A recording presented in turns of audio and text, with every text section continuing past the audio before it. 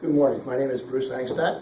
Today I'd like to talk to you a little bit about becoming a highly effective team leader, and also talk a little bit about managerial styles and skills and how those have changed over time. Up until the middle of the 20th century, we had people that were in charge. We had managers. They had a lot of technical skills. That's how they got to be in charge. We had employees that had technical skills, but they didn't have an opportunity to really increase those skills. Few, but not very many. Pretty much the employee did whatever the manager said, my way or the highway. But then, the middle of the 20th century came, and massive changes started to happen. Can you guess what those were? Yeah, in the middle of the 20th century, the computer industry started to expand and get into the industry. The baby boomers started entering the workforce, 10,000 a day strong. In the 70s, the internet was born, email was born, and things changed. We needed new ways. Blake and Mouton developed what they refer to as the managerial grid. And the managerial grid gave us two areas to focus our concern. One for the results and the technical issues, and one for the people. And they suggested those could be measured on a scale of 1 through 9. That gave us 81 intersections where we could focus ourselves to be the type of leader or manager that was required at that particular instance for that job, for that person. But 81, that was a lot. And most people couldn't deal with 81 different variables. They dealt pretty well with 4. Sometimes they were an authoritarian. Sometimes their technical skills, their technical expertise, and yes, their authority was to the forefront. That was the major concern. Not so much for the people, get results, get the job done. And that was fine, and that's the way things should be. But if you stay there, you become the micromanager, and nobody wants to work for a micromanager. But there was another style, the team leader style. The team leader style says, I want the win-win scenario. I still want to express a lot of my technical skills and my authority, but I want the people to also participate. I want their skills involved. I want their decisions involved. I want them to win. I want to win. I want the project to win. I want it all. And there was also the country club leader. Sounds kind of silly, but what it implies is this.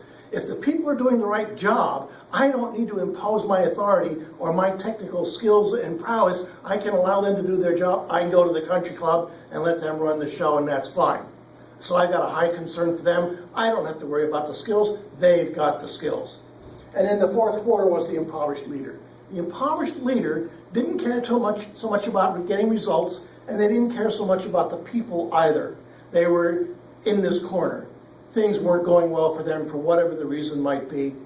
Not a very good leader to work for. And then more changes come. The 21st century comes. Computer industry has exploded. It's gone crazy. People are in the workforce. New skills are needed. New situations are constantly developing. And the situation now seems to be the dominant issue. But there's still the concern for results. The new schemes that came out to address the situation said, sometimes you need to tell people what they need to do.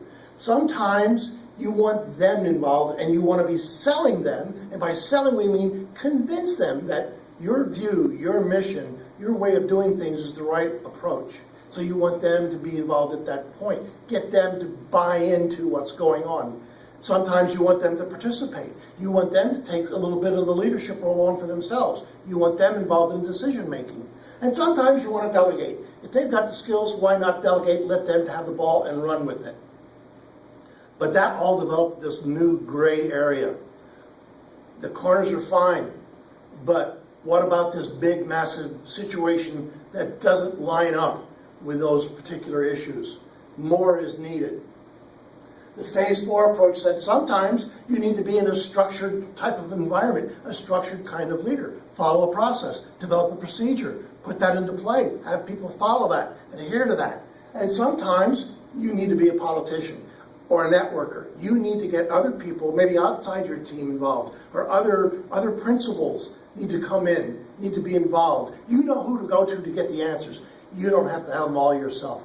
Sometimes you need to be a human resources type of manager. Put the people first, deal with their issues, help them. And sometimes maybe just symbolic, you could get by with being a figurehead and let the team do what needs to be done. And that helped, and that was good. But there were more situations. And Bruce Tuckman said, you know, I think a lot of this fits into what I've developed as the 4 stages of team development. The majority of teams go through this. They come together, they're forming, there's some negativity that they got to go through called storming, but then they start norming or getting business done. And sometimes they hit performing, which is the team is going great guns, everything is fine, people even want to join their teams. And that was good too, but it still didn't cover all the bases. Because sometimes the people were willing but not able, or able but not willing, and so on and so forth. And all of those issues had to be addressed. So now there's even more coming. Sometimes you got to be a trainer. Sometimes you can assign. Sometimes you got to be a coach or a mentor. And the names and the styles kept piling up and kept piling up. And we seem to have been missing the mark. And the situation is still in control. And we are trying to bend ourselves to meet the situation and gain the results and respect the people. The situational leadership styles of management and leadership started to come about. Some of these pre-existing ideas were still there, but they were now grayed out a little bit. We don't go to them quite as often. We look for things like joining and sharing of leadership, meaning that sometimes the manager, sometimes the leader actually joins the team as a worker, as a performer, and the team helps to participate and make the decisions and lead the team. Sometimes the manager or the leader is a servant or servant leader, meaning that their function is to service the team. It's not that the team works for them, they work for the team. They are there to remove barriers, to provide resources, and to ensure that the members of the team can be successful in their day-to-day activities at work. Thought leadership also came along and said, sometimes if you're the person that has the good idea, you should be the person to lead the effort. If it's your idea for a new product or a new way to do things, or whatever it might be, you're the one that has the light bulb turned on. Why don't you take charge? Why don't you run the beta, run the pilot? Why don't you see if this is going to be a feasible thing? Take some leadership. And that worked well. Managerial skills, though, are still needed.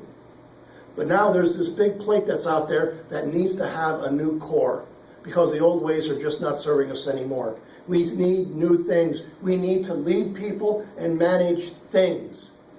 Management is the control of things. Leadership is dealing with people. And we need to keep those two separate.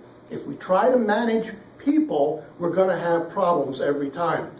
So we find that what we need to really be doing is lead by example. Be willing to go first. Be willing to set the bar and show that it's attainable. Be willing to do what you ask other people to do.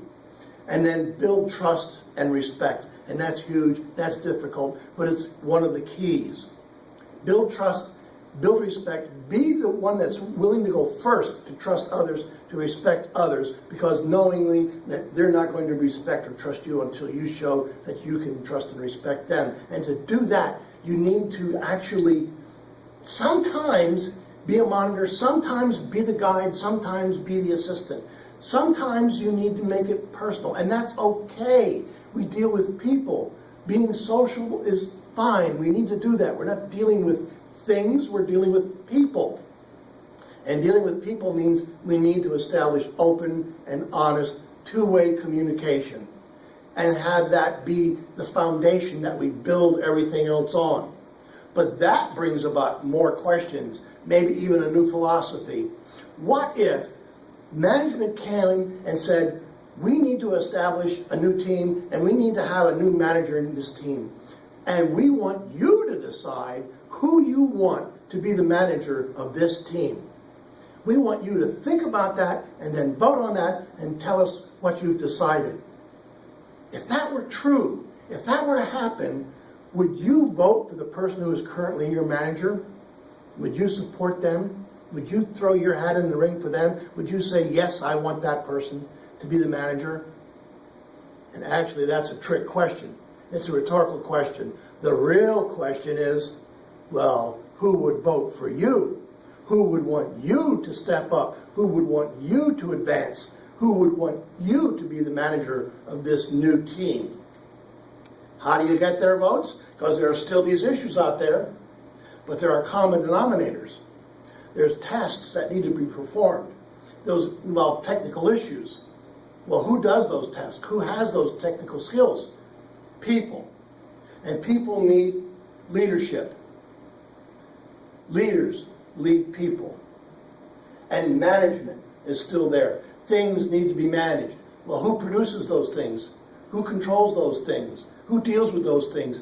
People. People becomes the common denominator. Well, what do we do about that? We have to fill our plate with people skills. People skills are the new keys for the new leaders, the new managers going forward. And there's a lot of people skills that can be obtained. They can all be learned. Nobody has to be born with them. Natural leader, okay, sure, maybe that exists, but you can also learn all these skills. And it doesn't really matter where you start. What's important is you start. You pick one and you go with that. And then you pick another and go with that. And they accumulate. And once they've accumulated, you become the person that becomes the highly effective team leader because you have these new people skills and, more importantly, you know how and when to use them, why to use them. You become the obvious choice for additional responsibility and authority and perhaps even advancement in your career. The situations are there. The question really is, are you ready? Are you willing to step up to the plate? Thank you.